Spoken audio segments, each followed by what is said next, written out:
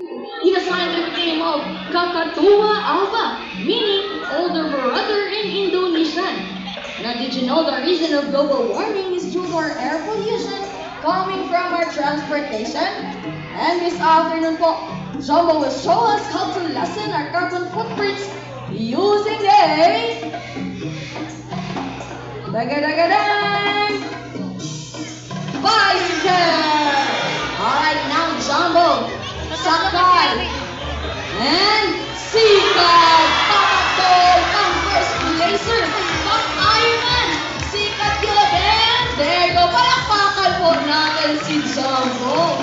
At hindi lang yan, sa mga bisita naman po natin na hindi marunong magbisikleta, tuturuan tayo ni Jumbo how to ride a scooter! Now one more time, Jumbo, Sakay, Sikat, and there you go! Palakpakan naman po natin si Jumbo. Good job, boy!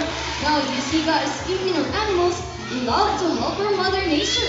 We can also do our part by doing the reduce, reuse, recycle, and repurpose and some alternative ways for our transportation. And that's all for Jumbo po!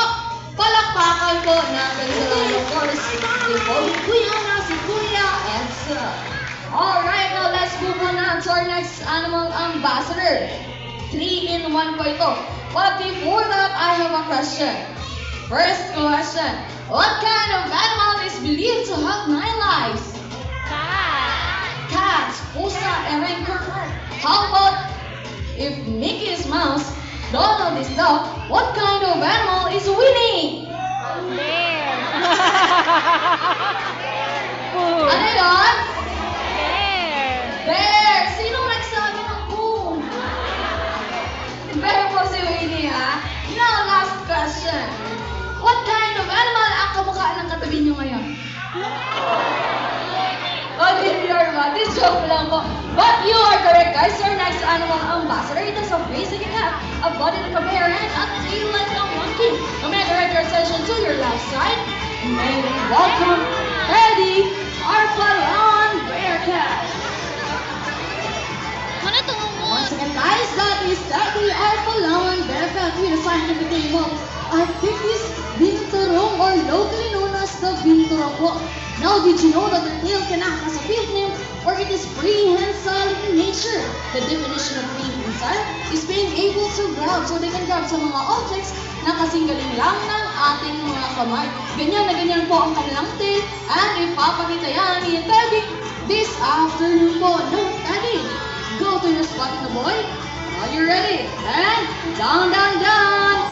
There you go po. That is prehensile tail in action. They're doing that in a while to get some fruits hanging from a branch. Palakpakan po natin si Teddy, guys. Ayan, now, may I direct your attention to your left side, right side na naman. And may we welcome Uno, Eddie's older brother. Ito si Uno, guys, may pagkamahiyain po. So let's understand him na po. Once again, we are still working with wild animals. As much as you want to train them, we don't want to change their behavior po. And the reason that there's bear in their names is because they're capable of standing up with their 2 hind legs. And ipapakita yan ni Uno this afternoon. Now, Uno, up, up, up na boy. Up, up, up na Uno. And up, up, up. There you go. That is the 2 hind legs in action. And by the way, guys, Palawan Bearcats are omnivores nga po pala. So kumakain sila ng prutas at karne. Now, Kuya Michael, anong pinapakain natin kay Uno? Ano yan, guys? Saging or banana, which is fruit. Now, may tanong ulit ako sa inyo, okay? Anong tawag sa mga hayop ang kumakain lang ng herbs or grasses? Herbivores, correct. How about meat or karne?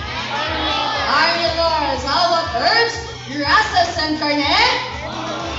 Omnivores. Now, last question.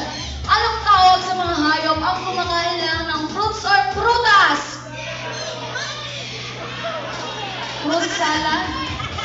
Sino nag-joke ng fruit salad? Sino nakakala? Taas ang kamay. What's the answer, sir? Frugivore! Ayan, palakpakan po natin si Sir Gal. Na kung nakikinig kayo, ano yun? Rujibor. Thank you so much. Ayun, nakauwi na pala si Teddy. And si Uno is, taking his own time. Kuya Michael, pwede na ba tayong mag-proceed? Okay, let's proceed na daw. Now guys, so our last animal ambassador. Sila po ang tinitilaan ng maraming kababaihan. The fan favorite na sina Piolo and Daniel. Piolo and Daniel, come here. Ay, Piolo. Daniel.